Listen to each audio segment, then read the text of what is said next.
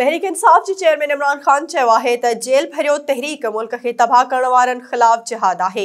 Social media ते जारी कयल बयान में इमरान खान चयो त अॼु असां ॿिनि सबबनि जे करे हक़ीक़ी आज़ादी लाइ जेल भरियो तहरीक शुरू करे रहिया आहियूं।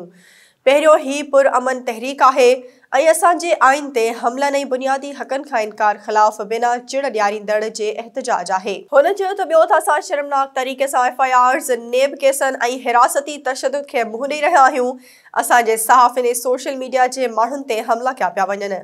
इमरान खान चयो त असांजी तहरीक मनी लॉन्ड्रिंग कंदड़नि खिलाफ आहे। मुल्क जी दौलत लुटींदड़ पाण खे NRO ॾेई मुल्की मईशत खे तबाह करे रहिया आहिनि। PTI चेयरमैन चयो त ख़ासि तौर ते ग़रीब ऐं विचोलो तबिको महांगाई ऐं बेरोज़गारी जे वर चढ़ियल आहे। समूरनि पाकिस्तानियुनि खे अपील करियां थो त हू पंहिंजे हक़ीक़ी आज़ादी लाइ जिदोजहद कनि ऐं असांजे जेल भरियो तहरीक में शामिल थियनि।